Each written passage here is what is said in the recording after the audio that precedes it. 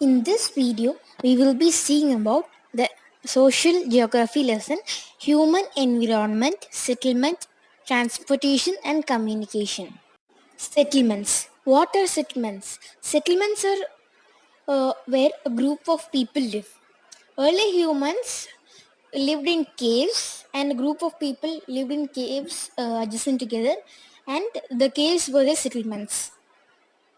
So as time went, they knew how to build houses, and they built houses near each other, and that area became a settlement. Now let's see the types of settlements. The first type of settlement is temporary settlement.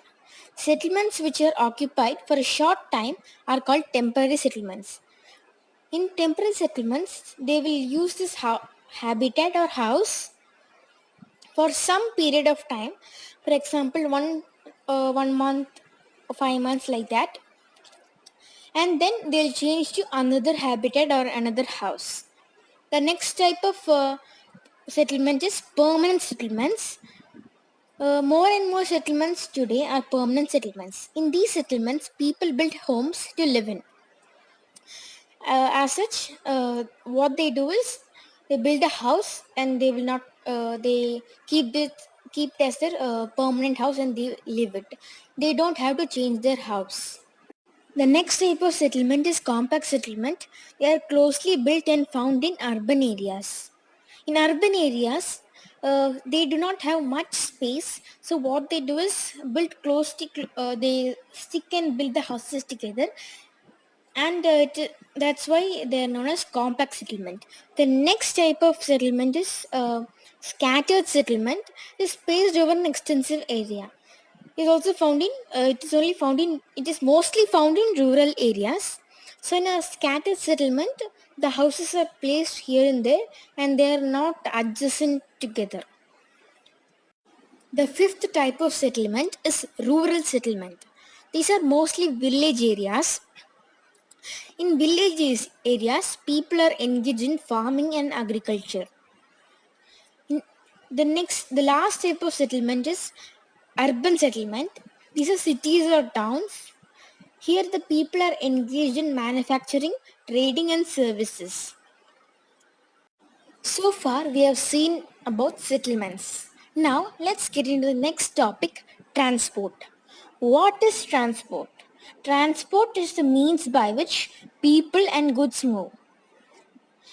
In earlier times, animals were used for transportation. Now, as from the period of invention of wheel, transport became easier. Now, let's look into the different modes of transport.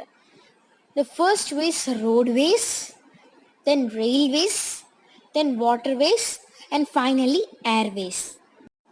So what is roadways? Roadways are used on ground. So in through roadways we only travel small distances, such as from uh, our home to a shopping mall or to the next town, like that. So roads can be two types: unmetalled or metalled. Metalled roads are found in cities or towns, and unmetalled roads are found in villages. So, vehicles used in the roads are cars, bikes, buses, trucks, etc. Now, let us look into about what is railways. Railways carry people and goods over long distances, such as from one state to the another, like that. These railways are cheaper and faster. They run on rails. Now we look about waterways. These also carry people and goods over long distances, and this is the cheapest mode of transport. So in railways we may not be having tracks to foreign because there may be water water in the water between those countries. So ship or boat can take us over there. A ship is also used in to travel to foreign and is also used in inland. Now let us look about the last mode of transport, that is airways. It is the most fastest way and is expensive. It reaches remote places where there is no road or rail. Now we have finished about transport. Now let's get in the last topic, communication. So there are two types of communication, mass media and print media. Mass media consists of TV, radio, phones and laptops. The information in mass media is passed through internet. This information is also fast and it is through voice. In print media, it consists of newspaper and poster.